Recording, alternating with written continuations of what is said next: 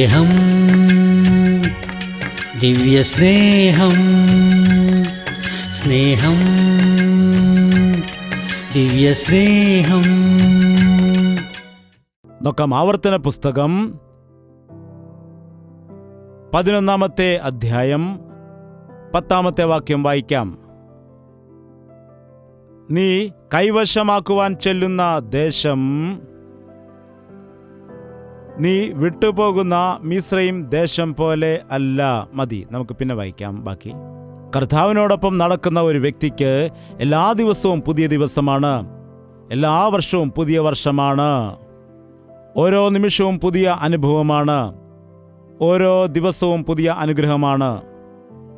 മിസ്രയീം ദേശത്ത് 400ഓളം വർഷങ്ങൾ ഇസ്രായേൽ മക്കൾ കഠിന കഷ്ടത അനുഭവിക്കാനിടയായി.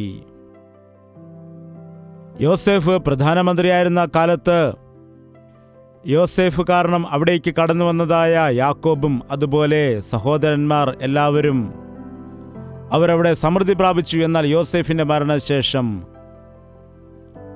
അവിടെ പുതിയൊരു രാജാവ് വരുവാനിടയായി. വർദ്ധിച്ചതായ ഇസ്രായേൽ ജനത്തെ ഒതുക്കുവാനായി ജനിക്കുന്ന ആൺകുട്ടികളെയെല്ലാം കൊന്നുകളയുവാനുള്ളതായ കൽപ്പന പുറപ്പെടുവിച്ചു. ഇസ്രായേൽ മക്കളെ അടിമകളാക്കി മാറ്റി അവരെ കൊണ്ട് കഠിനമായ വേല ചെയ്യിക്കാനിടയായി. സ്വാതന്ത്ര്യത്തോടെ ജീവിച്ചു വന്നതായ ഇസ്രായേൽ മക്കൾ, ദൈവത്തിൻ്റെ ജനമായി വിളിക്കപ്പെട്ടിരുന്ന ഇസ്രായേൽ മക്കൾ അടിമകളായിരുന്നതായ സമയത്ത്, വലിയ കഷ്ടത അനുഭവിക്കുന്ന കാലത്ത് അവർ ദൈവത്തോട് നിലവിളിച്ചപ്പോൾ ദൈവം അവരുടെ നിലവിളി കേട്ടു. മോശയെ അങ്ങോട്ട് അയച്ചിട്ട് ഒരുപാട് അത്ഭുത പ്രവൃത്തികൾ ചെയ്ത് അവരെ മിസ്രയീമിൽ നിന്ന് വിടുവിച്ച്, അതുപോലെ തന്നെ ഒരുപാട് അത്ഭുത പ്രവൃത്തികളൊക്കെ ചെയ്ത് ചെങ്കടലിനെ 2 ഭാഗങ്ങളാക്കി മാറ്റി അവരെ പുറത്തു കൊണ്ടുവന്ന് വാഗ്ദത്ത ദേശത്ത് പാർപ്പിച്ചു. 400 വർഷങ്ങൾ അവരുടെ ജീവിച്ച അവരുടെ ജീവിത രീതിയൊക്കെ ഒരു ദിവസം കൊണ്ട് മാറിപ്പോകുമോ? പിതൃ പാരമ്പര്യമാകുന്ന വ്യർത്ഥ പ്രവർത്തനങ്ങൾ നമ്മിൽ പല ആളുകളെയും പിന്തുടർന്നുകൊണ്ടിരിക്കുന്നതാണ്. രക്ഷിക്കപ്പെട്ടതിന് ശേഷം കർത്താവിൻ്റെ സാക്ഷിയായി ജീവിക്കുമെന്നുള്ള തീരുമാനമെടുത്തതിന് ശേഷം പഴയ ജീവിതം നിന്നെ വേട്ടയാടുന്നുണ്ടോ? ഈ ദിവസം ദൈവത്തിൻ്റെ വചനം പറയുന്നു, പഴയത് കഴിഞ്ഞുപോയി, സകലതും പുതുതായിരിക്കുന്നു. നീ ജീവിതത്തിൽ എന്തെല്ലാം കഷ്ടതയാണോ, എന്തെല്ലാം ബുദ്ധിമുട്ടാണോ അനുഭവിച്ചത്, എന്തെല്ലാം ഞെരുക്കങ്ങളും ബുദ്ധിമുട്ടുമാണ് നീ അനുഭവിച്ചത്, അതുകൊണ്ട് ഇനിയുള്ള ദിവസങ്ങൾ നിനക്കൊരു അനുഗ്രഹമായി മാറാൻ പോകുന്നു. നിന്റെ ജീവിതം അനുഗ്രഹിക്കപ്പെട്ടതാകണമെന്ന് കർത്താവ് ആഗ്രഹിക്കുകയാണ്. ഏതു സമയം നോക്കിയാലും ഒരു നിബന്ധന ഇല്ലാതെ ഒരു വാഗ്ദത്തം നിറവേറുകയില്ല. ദൈവത്തിന് നമ്മുടെ ജീവിതത്തിൽ എന്തെങ്കിലും ചെയ്യണമെങ്കിൽ നാം ഏതു സമയത്തും കർത്താവിൻ്റെ ഹിതം നിറവേറ്റുന്ന വ്യക്തിയായിരിക്കണം എന്നത് വളരെ വാസ്തവമാണ്. ചിലർ ദൈവത്തോട് തർക്കിക്കാറുണ്ട്, ദൈവത്തോട് ചിലർ വിലപേശാറുണ്ട്. നീ എനിക്ക് ഇങ്ങനെ ചെയ്തു തന്നാൽ ഞാൻ അങ്ങനെ ചെയ്യാം എന്നൊക്കെ പറഞ്ഞ് അവർ ദൈവത്തോട് ആണയിടാറുണ്ട്. എന്നാൽ നീ ദൈവത്തെ വിശ്വസിച്ചാൽ മാത്രം മതി. നീ വിചാരിക്കുന്നതിൽ പരമായിട്ട് ദൈവം നിനക്ക് വേണ്ടി ചെയ്യും. അതുപോലെ തന്നെ അവൻ നിന്നെ അനുഗ്രഹിക്കണമെന്നുണ്ടെങ്കിൽ അവിടെ നമുക്ക് ചെറിയൊരു വാക്ക് കാണുവാനായിട്ട് കഴിയും. 11 അധ്യായം 1 വാക്യത്തിൽ, ആകയാൽ നിന്റെ ദൈവമായ യഹോവയെ നീ സ്നേഹിച്ച് അവൻ്റെ പ്രമാണങ്ങളും ചട്ടങ്ങളും വിധികളും കൽപ്പനകളും എല്ലായ്പ്പോഴും പ്രമാണിക്കണം. അതായത് നീ അവൻ്റെ കൽപ്പനകളും പ്രമാണങ്ങളും ചട്ടങ്ങളും എല്ലായ്പ്പോഴും പ്രമാണിക്കണമെന്ന് പറയുന്നു. അവൻ നിന്നിൽ നിന്ന് സ്നേഹം ആഗ്രഹിക്കുന്നു. നമ്മെ സ്നേഹിക്കുന്ന കർത്താവ് നിന്റെ സ്നേഹം ആഗ്രഹിക്കുന്നുണ്ട്. നിന്നെ ജീവനതുല്യം സ്നേഹിക്കുന്നവനായ കർത്താവ്,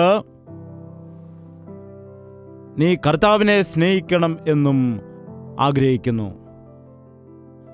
അവനെ സ്നേഹിച്ചുകൊണ്ട് അവൻ്റെ കൽപ്പനകളെ പ്രമാണിക്കണം. അവൻ്റെ കൽപ്പനകൾ കഠിനമായതല്ല. അവൻ്റെ കൽപ്പനകൾ പഴയ നിയമത്തിൽ കഠിനമായിട്ട് നമുക്ക് തോന്നുമ്പോഴും 10 കൽപ്പനകൾ അനുസരിക്കുന്നത് മനുഷ്യന് സാധ്യമല്ല എന്ന് മനസ്സിലാക്കിയതായ കർത്താവ് ആ 10 കൽപ്പനകളെ ലഘുവാക്കിയതായ കൽപ്പനകളാക്കി മാറ്റുവാൻ ഇടയായി. നിന്റെ ദൈവമായ കർത്താവിനെ നീ പൂർണ്ണ ഹൃദയത്തോടും പൂർണ്ണ മനസ്സോടും പൂർണ്ണ ശക്തിയോടും കൂടി സ്നേഹിക്കണം.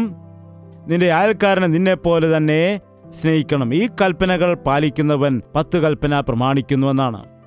കർത്താവിനെ സ്നേഹിക്കുന്ന വ്യക്തി കർത്താവിനെ ആരാധിക്കുവാൻ ഇടയാകും. 1 സ്ഥാനം അവന് തന്നെ കൊടുക്കും.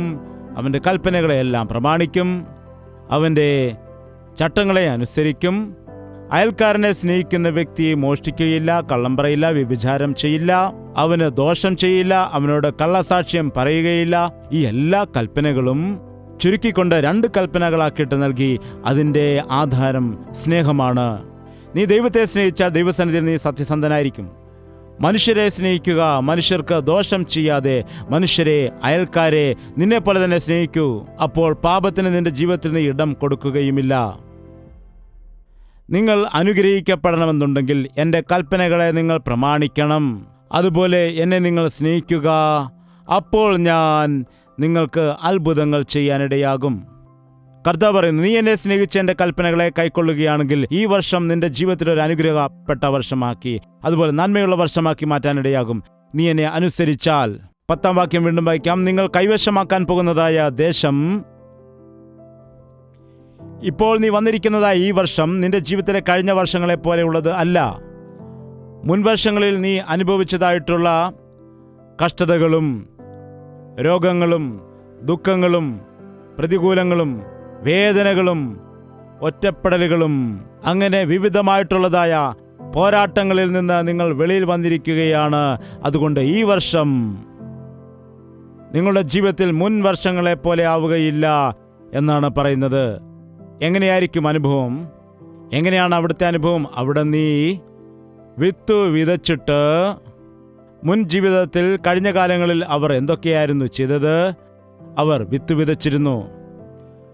പച്ചക്കറിത്തോട്ടം പോലെ നിന്റെ കാലുകൊണ്ട് നനയ്ക്കേണ്ടി വന്നു. ശ്രദ്ധിക്കുക, ഇവിടെ കൃഷി എന്ന് ആരെങ്കിലുമുണ്ടോ? കൃഷി ചെയ്യുവാൻ അറിയാവുന്ന ആളുകളുണ്ടോ? അത് കണ്ടിട്ടുള്ള ആളുകളുണ്ടോ? ഇന്നുള്ള കൃഷിപ്പണി വേറെയാണ്. ആ കാലത്തുണ്ടായിരുന്ന കൃഷിപ്പണികളും വേറെയായിരുന്നു. ആ കാലത്ത് കൃഷി എന്ന് ചോദിച്ചാൽ മഴ പെയ്യുമ്പോൾ അവർ വിത്ത് വിതയ്ക്കുവാനിടയാകും. നല്ല വിളവ് ലഭിക്കുമായിരുന്നു. 2-3 തവണ കൃഷി ഇറക്കുമായിരുന്നു. എന്നാൽ ഈ കാലത്ത് കൃഷിപ്പണി ചെയ്യുന്ന ആളുകൾ എന്താണ്? കിണർ കുഴിക്കണം, മോട്ടർ അവിടെ ഫിറ്റ് ചെയ്യണം, മോട്ടറിൽ നിന്ന് വെള്ളം വലിച്ചെടുക്കണം. അങ്ങനെ വലിച്ചെടുക്കുന്നതായ വെള്ളം കൃഷിസ്ഥലത്തേക്ക് പമ്പ് ചെയ്യണം. ചെടികൾ വളർന്നു വരുന്നതനുസരിച്ച് കീടനാശിനികളും വളങ്ങളും അതുപോലെ എല്ലാം തളിച്ചുകൊണ്ടിരിക്കണം. ഓരോരോ മരുന്നുകൾ അടിക്കണം. അന്നൊരു വിത്ത് വിതച്ച് അത് വളർന്ന് അതിൽ നിന്ന് ഫലം ലഭിക്കണമെന്നുണ്ടെങ്കിൽ അന്ന് ഒരുപാട് കഷ്ടപ്പെടേണ്ടിയിരുന്നു. അതുകൊണ്ടാണ് കൃഷിക്കാർക്ക് എത്ര വലിയ വിളവ് ലഭിച്ചാലും അവരുടെ കടബാധ്യത തീരുന്നില്ല. കാരണം അവർ ആ ഫലം കൊയ്യുന്നതുവരെ അവരുടെ ജീവിതത്തിൽ ഒരുപാട് കഷ്ടതയുണ്ട്, ഒരുപാട് പണം ചിലവാക്കേണ്ടി വന്നിട്ടുണ്ട്. കാലുകൊണ്ട് വെള്ളം ചവിട്ടി തിരിച്ചുവിട്ട് ബുദ്ധിമുട്ടി കഷ്ടത അനുഭവിച്ച് ഒരു കൃഷിക്കാരൻ ഒരുപാട് കഷ്ടത അനുഭവിക്കുന്നു. ഉടുപ്പ് പോലും ഇടാതെയാണ് ജോലി ചെയ്യുന്നത്. വെയിൽ കൊണ്ട് മഴ കൊണ്ട് ഒരു വിളവുണ്ടാകാൻ ഒരുപാട് കഷ്ടത അനുഭവിക്കുന്നു.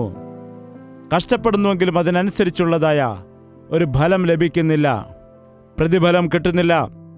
അത് കൃഷിരംഗത്ത് മാത്രമല്ല, ഇന്ന് ഏത് മേഖലയിൽ നോക്കിയാലും മനുഷ്യൻ കഷ്ടത അനുഭവിക്കുകയാണ്. ഒരു പരീക്ഷ പാസ്സാകണമെങ്കിൽ എത്രത്തോളം ബുദ്ധിമുട്ട് അനുഭവിക്കേണ്ടി വരുമെന്ന് എഴുതുന്ന ആൾക്കാരോട് ചോദിക്കണം. ഈയിടയ്ക്ക് പരീക്ഷ എഴുതിയ ആരെങ്കിലും ഉണ്ടെങ്കിൽ ഒന്ന് കരമുയർത്തണം. ഒരു സഹോദരി ഒരു കൊച്ചു കുഞ്ഞിനെയും എടുത്തുകൊണ്ട് എൻ്റെ അടുക്കൽ വന്ന് പരീക്ഷ എഴുതാൻ പോവുകയാണ്, പ്രാർത്ഥിക്കണമെന്ന് പറയാനിടയായി. നോക്കൂ എത്ര കഷ്ടതയാണ് അനുഭവിക്കുന്നത്. നോക്കൂ, കൊച്ചുകുട്ടികൾ ഉണ്ടായിരിക്കുന്ന സമയത്ത് ഇപ്പോഴും എന്തുകൊണ്ടാണ് പഠിക്കേണ്ടി വരുന്നത്? തലനരയ്ക്കുന്നവരും എന്തുകൊണ്ടാണ് പഠിക്കേണ്ടി വരുന്നത്? എന്താണ് ഇതിൻ്റെ ഉത്തരം പറയുക? ആന്ധ്രയിൽ വെച്ച് ചോദിച്ച അനേകം ആളുകളും ഉത്തരം പറയാറുണ്ട്.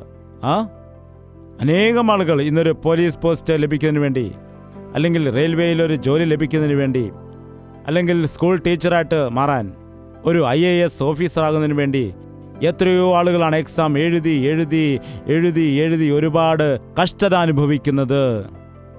അതിനുവേണ്ടി ട്യൂഷൻ വെച്ചുകൊണ്ടും അതുപോലെ നെറ്റിൽ നിന്ന് ഡേറ്റാസ് എല്ലാം കളക്ട് ചെയ്ത് ഒരുപാട് വിവരങ്ങളൊക്കെ ശേഖരിച്ച് അവരോട് ചോദിച്ച് ഇവരോട് ചോദിച്ച് ആ എക്സാം എഴുതിയിട്ട് ഈ ഒരു ടെക്സ്റ്റ് എഴുതിയിട്ട് ഒരുപാട് കഷ്ടപ്പെടേണ്ടി വരും ഒരു നല്ല ജോലി കിട്ടാൻ.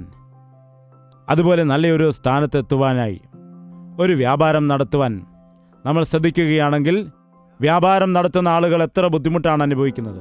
ഒരു വ്യാപാരം ചെയ്തുകൊണ്ട് രാവും പകലും കഷ്ടപ്പെടുന്നവർ എത്ര പേരുണ്ട്.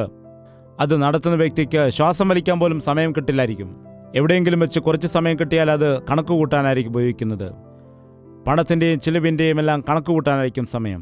ഇൻകം ടാക്സിന് കണക്കുകളെല്ലാം ബോധിപ്പിക്കുവാനായിരിക്കും സമയം പോകുന്നത്. അങ്ങനെ വ്യാപാരം ചെയ്യുന്ന ആളുകൾ എത്രയോ കഷ്ടതയാണ് അനുഭവിക്കുന്നത്. വ്യാപാരം ചെയ്ത് കഷ്ടപ്പെട്ട് എന്തോ സമ്പാദിക്കാൻ വേണ്ടി ആഗ്രഹിച്ചിട്ട് അവസാനം ഉള്ളതുപോലും നഷ്ടപ്പെടുത്തിയ എത്രയോ ആളുകളുണ്ട്. അധ്വാനിച്ചുകൊണ്ട് വലിയവരായിട്ട് മാറാം, കഷ്ടപ്പെട്ട് വലിയവരാകാം, ഊണും ഉറക്കവും കളഞ്ഞ വലിയവരാകാം. ദൈവത്തെ ആരാധിക്കാൻ പോലും സമയമില്ലാതെ വണ്ണം തിരക്കായിട്ടുള്ള രീതിയിൽ ജനം ഇന്ന് കഷ്ടപ്പെട്ടുകൊണ്ടിരിക്കുന്നു. എത്രത്തോളം കഷ്ടപ്പെട്ടിട്ടും അതെല്ലാം വൃഥാവായി പോകുന്നതായിട്ടാണ് കാണുന്നത്. എല്ലാം വ്യർത്ഥമായി പോയി എന്ന് പറഞ്ഞ ജീവിതത്തിൽ വിരക്തി അനുഭവിക്കുന്നു. എത്ര വലിയ CEO ആണെങ്കിലും, എത്ര വലിയ ഡയറക്ടർ ആണെങ്കിലും, എത്ര പ്രധാനപ്പെട്ടതായ സ്ഥാനം വഹിക്കുന്നതായ വ്യക്തിയാണെങ്കിലും അവസാനം ജീവിതത്തിൽ അവർക്ക് യാതൊരു സംതൃപ്തിയുമില്ല. അവർ പോരാടുന്നു, അധ്വാനിക്കുന്നു, എന്നാൽ ഒരു പ്രയോജനവുമില്ല. വീട് പണിയുന്ന ആളുകളുടെ കഷ്ടപ്പാട് നോക്കണം. നല്ലൊരു ഉണ്ടാക്കണമെന്ന് തീരുമാനിച്ച് ലോണിൻ്റെ മേൽ ലോണെടുത്ത് ഇഷ്ടിക കിട്ടാതെ, മണൽ കിട്ടാതെ, സിമെന്റ് കിട്ടാതെ വീട് പണി ആരംഭിച്ച വ്യക്തിക്ക് വേറെ യാതൊരു പ്രാർത്ഥനയും കാണില്ല. കർത്താവേ, ഇഷ്ടിക നൽകണമേ, കർത്താവെ മണൽ നൽകണമേ, കർത്താവെ സിമെന്റ് കിട്ടണമേ, പണിക്കാർ ഇടയ്ക്കിട്ടിട്ട് പോകുവാൻ ഇടയാകരുതേ കർത്താവേ. പിന്നെന്താണ്? അവരുടെ രക്ഷയാകട്ടെ, അവരുടെ പ്രാർത്ഥനയാകട്ടെ, ആലയത്തിൽ കർത്താവിനെ ആരാധിക്കാനുള്ള വരവാകട്ടെ, എല്ലാത്തിൽ നിന്നും മാറി നിൽക്കുന്നു. ഇത്രയും കഷ്ടപ്പെട്ടിട്ട് ഒരു വീടിന്റെ കയറിത്താമസത്തിന് തലേന്ന് ഹാർട്ട് അറ്റാക്ക് വന്ന് മരിക്കുകയാണ്.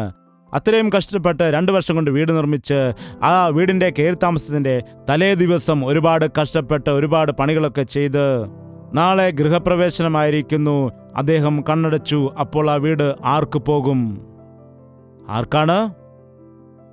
നിങ്ങൾ മിസ്രൈമിൽ കഷ്ടത അനുഭവിക്കുന്നു, ലോകത്തിൽ കഷ്ടപ്പെടുകയാണ്, ലോകത്തിൽ വലിയവനാകാൻ വേണ്ടി കഷ്ടപ്പെടുകയാണ്.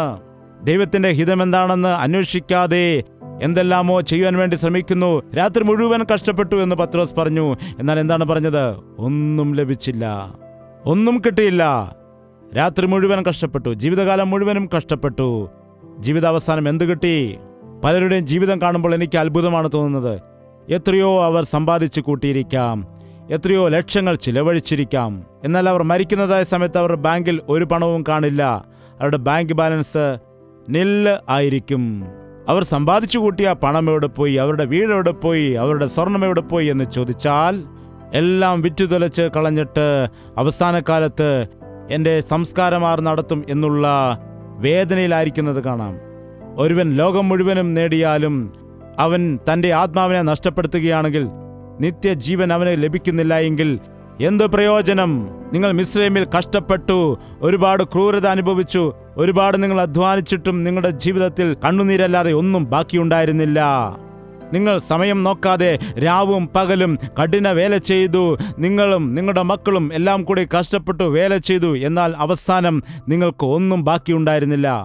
എന്നാൽ നിങ്ങൾ കടന്നു ചെല്ലാൻ പോകുന്ന ദേശം അങ്ങനെയുള്ളത് അല്ല എന്നാണ് പറയുന്നത്. ക്രൂരനായ യജമാനനാണ് പിശാച്. അവൻ നമ്മെക്കൊണ്ട് കഠിന വേല ചെയ്യിക്കുവാനിടയാകും. കഠിന വേലയായിരിക്കും. പിശാചിന് അടിമപ്പെട്ട ആളുകളുടെ ജീവിതം നോക്കുക. സ്തോത്രകാഴ്ചയ്ക്ക് പണമില്ലെന്ന് പറയുമെന്നാൽ ചാരായം കുടിക്കുവാൻ പണമില്ലെന്ന് ആരെങ്കിലും പറയുമോ? മദ്യം കുടിക്കുവാൻ പണമില്ലാത്തത് കൊണ്ട് ഇന്ന് ഞാൻ മദ്യപിക്കുന്നില്ല എന്ന് പറയുന്ന ആരെങ്കിലും ഉണ്ടെങ്കിൽ ആ വ്യക്തി എൻ്റെ അടുക്കൽ കൊണ്ടുവരിക. അവൻ എങ്ങനെയെങ്കിലും പണം ഉണ്ടാക്കും, ആരുടെയെങ്കിലും പണം പിടിച്ചു പറിക്കും, അല്ലെങ്കിൽ ഏതെങ്കിലും വിധത്തിൽ പണം ഉണ്ടാക്കി ആ കുപ്പി വാങ്ങിച്ച് ആ കുപ്പി അടിച്ച് തീർക്കാതെ അവൻ്റെ മനസ്സിൽ യാതൊരു സമാധാനവും ഉണ്ടാവുകയില്ല. കഠിന വേലയാണ്. എന്താണ്? പിശാച് പറയും, എടാ നീ മദ്യപിക്കുക, നീ അങ്ങനെ ചെയ്യുക, ഇങ്ങനെ ചെയ്യുക എന്ന് പറയുമ്പോൾ മൗനമായിട്ട് അവൻ പറയുന്നത് പോലെ ചെയ്യുന്നു. എത്രയോ ആളുകളുണ്ട് പാപം പ്രവർത്തിക്കുന്നതിന് വേണ്ടി വളരെ ബുദ്ധിപരമായിട്ട് ആളുകൾ പരിശ്രമിക്കുന്നു എന്ന് കാണാൻ കഴിയും. ചില ആളുകൾ തങ്ങളുടെ യൗവന ഇച്ഛകൾ നിറവേറ്റുവാനായിട്ട് ഇന്നുള്ള ആൺകുട്ടികളും പെൺകുട്ടികളും ലവ് അഫെയർ എന്നൊക്കെ പറഞ്ഞുകൊണ്ട് മാതാപിതാക്കൾ അറിയാതെ, കൂടപ്പിറപ്പുകൾ അറിയാതെ, സഹോദരങ്ങൾ അറിയാതെ, അയൽക്കാർ അറിയാതെ, സ്നേഹിതർ അറിയാതെ അവരുടെ ജീവിതത്തിൽ അവർ വഴിതെറ്റി എവിടെയെങ്കിലും പോയി അകപ്പെട്ട് കിടക്കുന്നു. എന്തെല്ലാം കുബുദ്ധികൾ അവർ ആലോചിച്ചേക്കാം, എന്തെല്ലാം തന്ത്രങ്ങൾ അവർ മെനഞ്ഞേക്കാം, എന്തെല്ലാം ദോഷകരമായിട്ട് അവർ ചിന്തിച്ചേക്കാം. എന്താണ്? പിശാച് ഒരു വ്യക്തിയെ കീഴടക്കി അവനെ കൊണ്ട് കഠിന വേല ചെയ്യിപ്പിക്കുകയാണ്, പാപത്തിന്റെ അടിമയാക്കി മാറ്റുന്നു. മുൻകാലങ്ങളിൽ നിങ്ങൾക്ക് അങ്ങനെയുള്ളതായ അനുഭവങ്ങൾ ഉണ്ടായേക്കാം. എന്നാൽ ഇനിയും വരുന്നതായ ദിവസങ്ങളിൽ, ഇനിയും വരുന്നതായ അവസരങ്ങളിൽ, ഇനിയും നീ കാൽവയ്ക്കുന്ന ദേശങ്ങളിൽ അങ്ങനെയുള്ള അവസ്ഥ വരാൻ പാടില്ല. 11 വാക്യം, നിങ്ങൾ കൈവശമാക്കുവാൻ ചെല്ലുന്ന ദേശമോ മലകളും താഴ്വരകളും ഉള്ളതായി ആകാശത്തു നിന്ന് പെയ്യുന്ന മഴവെള്ളം കുടിക്കുന്നതും. എന്താണ് ഇവിടെ ദൈവം പറയുന്നത്? ഇത് പാറക്കൂട്ടങ്ങളല്ല. ഈ ദേശത്ത് മലകളും താഴ്വരകളും മലകളും ഉള്ളതായ സ്ഥലം കണ്ട ആരെങ്കിലും ഉണ്ടോ ഇവിടെ? നീലഗിരി മലകൾ. 2 വർഷം ഞാൻ അവിടെ താമസിച്ച് ദൈവവേല ചെയ്യാനിടയായി. നീലഗിരി മലനിരകളിൽ മേഘത്തെ തൊടുമാർ ഉയരത്തിൽ നിൽക്കുന്നതായ പർവ്വതങ്ങളാണ്. ഒരുപക്ഷെ നമുക്ക് അവിടെ നിന്ന് മേഘത്തെ തൊടാൻ കഴിയും. ആ മലയുടെ മുകളിൽ താമസിക്കുന്ന ആളുകളുടെ അടുക്കൽ ചെന്ന് അവിടെ വചനം പ്രസംഗിച്ചിട്ട് അടുത്ത കൂട്ടരുടെ അടുത്ത് പോകണമെങ്കിൽ അവരെവിടെയാണെന്നറിയാമോ? താഴ്വരയിലായിരിക്കും. വീണ്ടും ട്രർമഞ്ഞ് താഴോട്ടിറങ്ങി വരണം. ആ മലകളിലും ആ താഴ്വരകളിലും എത്ര ദൂരം നാം സഞ്ചരിച്ചാൽ നമുക്ക് ക്ഷീണമുണ്ടാകില്ല. കാരണം ആ അന്തരീക്ഷം അങ്ങനെയുള്ളതാണ്. ദാഹിക്കുന്ന സമയത്ത് നമ്മുടെ കയ്യിൽ കുപ്പിവെള്ളം കരുതേണ്ട കാര്യമില്ല, ബിസ്ലേരി വാട്ടറിൻ്റെ ആവശ്യമില്ല. ദാഹിക്കുന്ന സമയത്ത് മലനിരകളിൽ കൂടി ഒഴുകി വരുന്നതായ നദികളിലെ ആ വെള്ളം കുടിക്കുമ്പോൾ അത് എത്ര ശുദ്ധമാണെന്നറിയാമോ? എത്ര ആരോഗ്യകരമാണെന്നറിയാമോ? തണുത്ത കാറ്റുകൾ വീശുമ്പോൾ നമുക്ക് AC-യുടെ ആവശ്യമില്ല. അവിടെ നമ്മുടെ ശരീരം വിയർക്കുകയില്ല. കാരണം എന്താണ്? വളരെ ഉല്ലാസഭരിതമായ ഒരു അന്തരീക്ഷമാണ് അവിടെ. ആ മലകളും താഴ്വരകളും മനോഹരമായതായ പുൽത്തകിടികളും അതുപോലെ വൃക്ഷങ്ങളും എല്ലാം കൊണ്ട് നിറഞ്ഞ ഉയരമുള്ളതായിട്ടുള്ള സ്ഥലങ്ങൾ. അതുപോലെ താഴ്വരയിലേക്ക് നോക്കുകയാണെങ്കിൽ അവിടെ നല്ല തണുപ്പുള്ള കാലാവസ്ഥയായിരിക്കും. കാരണം താഴേക്ക് നമ്മൾ വരുന്നതായ സമയത്ത് അവിടെ നല്ല നദികൾ ഒഴുകുന്നുണ്ടാവാം. അതുകൊണ്ട് വളരെ ഉല്ലാസകരമായ അനുഭവമാണ് അവിടെ. കർത്താവ് പറയുകയാണ്, നിന്റെ ജീവിതത്തിൽ ചിലർ മലയിൽ കയറിയാൽ താഴേക്ക് ഇറങ്ങുകയില്ല, ചിലർ താഴ്വരയിലാണെങ്കിൽ മലയിലേക്ക് കയറുകയുമില്ല. എന്നാൽ ദൈവം പറഞ്ഞു, ഞാൻ നിങ്ങളെ മലമുകളിൽ കയറ്റും, താഴ്വരയിലേക്ക് ഇറക്കും. വീണ്ടും മലയിൽ കയറ്റും, താഴ്വരയിലേക്ക് ഇറക്കും. എപ്പോഴും ഒരേ രീതിയിലാണെങ്കിൽ നിങ്ങൾക്ക് ബോറടിക്കില്ലേ? മലയിലുള്ള അനുഭവം വേറെയാണ്, താഴ്വരയിലുള്ളതായ അനുഭവം വേറെയാണ്, രാത്രിയിലെ അനുഭവം വേറെയാണ്, പകലിലെ അനുഭവം വേറെയാണ്. നിങ്ങൾ കട്ടിലിൽ രാത്രിയിൽ ഉറങ്ങാൻ കിടക്കുമ്പോൾ എപ്പോഴെങ്കിലും സുഖമായിട്ട് അങ്ങനെ കിടന്നുറങ്ങിയിട്ടുണ്ടോ? എന്താണ്? അങ്ങോട്ടും ഇങ്ങോട്ടും തിരിയും, പെട്ടെന്ന് കൊതുകിനെ അടിക്കും, കുഞ്ഞുങ്ങളെ വഴക്ക് പറയും, ഫാനിനെ വഴക്ക് പറയും, എന്താണ് ഭാര്യയെ വഴക്ക് പറയും, പിന്നെന്താണ് ചാടി എഴുന്നേൽക്കും, വീണ്ടും പോയി TV വയ്ക്കും, കുറച്ചു നേരം TV കാണും, പിന്നെ ഫോൺ എടുക്കും, ഫോണിൽ എന്തൊക്കെയാ കാണും, പിന്നെ മനസ്സിൽ യാതൊരു സ്വസ്ഥതയുമില്ല. എന്താണ്? എന്നാൽ അധ്വാനിച്ചതായ ഒരു വ്യക്തിയെ നോക്കൂ, കഷ്ടപ്പെട്ട് ജോലി ചെയ്യുന്ന ഒരു വ്യക്തിയെ നോക്കുക, വിയർപ്പൊഴുക്കി ജോലി ചെയ്യുന്ന വ്യക്തി, അവൻ രാത്രിയിൽ കിടക്കയിൽ കയറി കിടക്കും, അപ്പോൾ തന്നെ എന്താണ് സുഖമായിട്ട് അവൻ ഉറങ്ങുന്നത് കാണാം, സുഖമായിട്ട് ഉറങ്ങുന്നത് കാണാം. ഇന്ന് അനേകം ആളുകൾക്ക് ഉറക്കം ഇല്ല, അവർക്കൊരു ചിട്ടയില്ല. പകൽ ചെയ്യേണ്ട പണി അവർ പകൽ ചെയ്യില്ല, രാത്രി ചെയ്യേണ്ട പണി അവർ രാത്രി ചെയ്യില്ല. ഒരു ഡിസിപ്ലിനും ഇല്ല. എപ്പോൾ തിന്നുമെന്നറിയില്ല, എപ്പോൾ കിടക്കുമെന്നറിയില്ല, എപ്പോൾ വെളിയിൽ പോകുമെന്നറിയില്ല, എപ്പോൾ അകത്തേക്ക് വരുമെന്നറിയില്ല. കാരണം ഇലക്ട്രിസിറ്റി വന്നതിൽ പിന്നെ മനുഷ്യന് രാവും പകലുമുള്ള വ്യത്യാസം ഇല്ല. രാത്രിയിലും ലൈറ്റ് ഇടും, അതുപോലെ പകലും ലൈറ്റ് ഇട്ടുകൊണ്ടിരിക്കുന്നു. എന്നാൽ കർത്താവ് പറയുന്നു, കഴിഞ്ഞ കാലത്ത് നിങ്ങൾക്ക് ഇഷ്ടമുള്ളതുപോലെ, നിങ്ങൾക്ക് തോന്നിയതുപോലെ നിങ്ങൾ ജീവിക്കുവാൻ ഇടയായി. എന്നാൽ നിങ്ങൾ പ്രവേശിക്കാൻ പോകുന്ന ദേശം അത് അങ്ങനെയുള്ളതായ ഒരു ദേശമല്ല. അത് അനുഗ്രഹീതമായ ദേശമാണ്, ആനന്ദിക്കുന്ന ദേശമാണ്, ആരോഗ്യകരമായ ദേശമാണ്. വനത്തിൽ താമസിക്കുന്ന ആദിവാസികളുടെ അടുക്കൽ ചെന്ന് നോക്കിയാൽ അവരുടെ കുടിലുകൾക്ക് 4 അടിയെ ഉയരം കാണൂ. അതിലായിരിക്കും 4-5 പേർ കിടന്ന് ഉറങ്ങുന്നത്. രാത്രി സമയമാകുമ്പോൾ വന്യമൃഗങ്ങൾ വെളിയിൽ വരും. അവിടെ ലൈറ്റ് ഉണ്ടായിരിക്കുകയില്ല, കറണ്ടില്ല അവിടെ. അവർ വെളിയിൽ തീ കൂട്ടിക്കൊണ്ട് സുഖമായിട്ട് അവിടെ കിടന്ന് ഉറങ്ങുവാനിടയാകും. ഞങ്ങൾ ഒരു ദിവസം പെട്രോമാക്സ് കൊണ്ടുപോയി, അതിൻ്റെ സ്ക്രൂ അവിടെ ഊരിപ്പോകാനിടയായി. പിന്നെ നമുക്കത് പമ്പ് ചെയ്യാൻ കഴിയില്ലല്ലോ, അതുകൊണ്ട് ഞങ്ങൾക്ക് ലൈറ്റ് കത്തിക്കുവാൻ കഴിഞ്ഞില്ല, തിരിച്ചു പോകാനും കഴിഞ്ഞില്ല. അവസാനം അങ്ങനെ ഒരു കുടിലിൽ അവിടെ കിടക്കുവാനിടയായി. ആ കുടിലിൽ കിടന്ന സമയത്ത് വരിവരിയായിട്ട് കിടക്കുവാനിടയായി. അങ്ങോട്ടും ഇങ്ങോട്ടും തിരിയുവാൻ പോലും സ്ഥലമില്ലാതെ വണ്ണം കിടന്നു. ഒരു ചാക്ക് ഞങ്ങൾക്ക് പുതയ്ക്കാൻ തന്നു. രാവിലെ എഴുന്നേറ്റ് ആ ചാക്ക് കുടഞ്ഞു നോക്കിയപ്പോൾ അതിൽ നിന്ന് തേൾക്കുഞ്ഞുങ്ങൾ ഇറങ്ങി വന്നത് കണ്ടു. അവിടെയാണ് ഞങ്ങൾ കിടന്നുറങ്ങിയത്. അവിടെ വെച്ച് തേള് കുത്തിയാലും വിഷം കയറില്ല, അവിടെ വെച്ച് തേള് കടിച്ചാലും ഉറുമ്പ് കടിച്ചതായിട്ട് നമുക്ക് തോന്നുകയുള്ളൂ. കാരണം അവിടെയുള്ളതായ അന്തരീക്ഷം അങ്ങനെയുള്ളതാണ്, അവിടുത്തെ ചുറ്റുപാടുകൾ അങ്ങനെയുള്ളതാണ്. അവിടെയുള്ളതായ ആളുകൾക്ക് അങ്ങനെയുള്ള രോഗങ്ങൾ ഉണ്ടാകില്ല. അവർക്ക് ക്യാൻസർ ഉണ്ടാവുകയില്ല, അവർക്ക് കിഡ്നി സ്റ്റോൺ ഉണ്ടാവുകയില്ല. അങ്ങനെയുള്ളതായ ഒരു രോഗവും ഉണ്ടായതായിട്ട് അവർ പറഞ്ഞിട്ടില്ല. ഒരുപക്ഷെ അവർക്ക് പനി വന്നേക്കാം, അല്ലെങ്കിൽ വയറിളക്കം, അതല്ലാതെ ഒരു രോഗത്തെക്കുറിച്ചും അവർ പറഞ്ഞിട്ടില്ല. അതുപോലെ തന്നെ അവരുടെ ശരീരം ഉറപ്പുള്ളതായി മാറുന്നു. കാരണം അവർ പ്രകൃതിയോട് ഇഴുകിച്ചേർന്നാണ് ജീവിക്കുന്നത്. അവരുടെ ആഹാരം നോക്കുകയാണെങ്കിൽ പഴങ്ങളും അതുപോലെ ധാന്യങ്ങളും മറ്റുമാണ്. എന്നാൽ ദൈവത്തിൻ്റെ അനുഗ്രഹം ആ മനുഷ്യരുടെ നടുവിൽ ഉണ്ടായിരുന്നു. ദൈവം പറയുന്നു, എൻ്റെ അനുഗ്രഹം നിത്യമായ അനുഗ്രഹമാണ്. എന്നെ സ്നേഹിക്കുന്നവർ എന്തു കഴിച്ചാലും അവർക്കത് ആരോഗ്യകരമായിരിക്കും. അവർ എത്ര നേരം കിടന്നുറങ്ങിയാലും അവർക്ക് വീണ്ടും സുഖമായി ഉറങ്ങുവാൻ കഴിയും. ഈ അനുഗ്രഹങ്ങളെല്ലാം കർത്താവ് നിങ്ങൾക്ക് നൽകുവാൻ ആഗ്രഹിക്കുന്നു. നിങ്ങൾക്ക് അത് വേണമോ? പ്രാർത്ഥന. കർത്താവെ, നിന്നെ സ്തുതിക്കുന്നു, നിന്നെ മഹത്വപ്പെടുത്തുകയാണ്. നിന്റെ വാഗ്ദത്തങ്ങളിൽ ശക്തിയുണ്ട്, നിന്റെ നാമത്തിൽ ശക്തിയുണ്ട്. നിന്റെ കൃപ ഞങ്ങൾക്ക് അത്യാവശ്യമായിരിക്കുന്നു. ഇനിയുള്ള കാലങ്ങളിൽ മുൻപോട്ട് പോകുവാൻ നിന്റെ കൃപയില്ലാതെ ഞങ്ങൾക്ക് കഴിയുകയില്ല. കർത്താവേ, നിന്റെ ദൃഷ്ടി ഞങ്ങളുടെ മേൽ ഉണ്ടായിരിക്കണം. ഓരോ നിമിഷവും ഞങ്ങളെ പരിപാലിക്കണം. ഓരോ നിമിഷവും ഞങ്ങളെ കരുതി നടത്തണം. നിന്റെ ചിറകടിയിൽ ഞങ്ങളെ മറച്ചുകൊണ്ട് ദോഷത്തിൽ നിന്ന്, തിന്മയിൽ നിന്ന്, ദുഷ്ടന്റെ തന്ത്രങ്ങളിൽ നിന്ന്, പിശാചിന്റെ സകല കുടുക്കുകളിൽ നിന്നും ഞങ്ങളെ വിടുവിച്ചുകൊണ്ട്, ദുഷ്ടപ്രവർത്തനങ്ങളിൽ നിന്ന് ഞങ്ങളെ വിടുവിച്ചുകൊണ്ട് നിന്റെ സാക്ഷികളായിട്ട് ജീവിക്കുവാൻ, നിന്നിൽ പൂർണ്ണമായി ആശ്രയിക്കുവാൻ, നിന്നെ മഹത്വപ്പെടുത്തിയുള്ള ജീവിതം നയിക്കുവാൻ ഞങ്ങളെ സഹായിക്കണമേ. നിന്റെ പരിശുദ്ധാത്മാവിനെ അയക്കണമേ എന്ന് യേശുക്രിസ്തുവിന്റെ നാമത്തിൽ അപേക്ഷിക്കുന്നു പിതാവേ. ആമേൻ, ആമേൻ, ആമേൻ. യേശുവേ, യേശുവേ, യേശുവേ, യേശുവേ, യേശുവേ, യേശുവേ, യേശുവേ, യേശുവേ. നിന്നെ നിന്നെ എന്നും ഞാൻ സേവിക്കും. നീ മാത്രം രാജാവെന്നും. നിന്നെ നിന്നെ എന്നും ഞാൻ സേവിക്കും. നീ മാത്രം രാജാവെന്നും. യേശുവേ, യേശുവേ, യേശുവേ, യേശുവേ, യേശുവേ, യേശുവേ, യേശുവേ, യേശുവേ, യേശുവേ, യേശുവേ, യേശുവേ.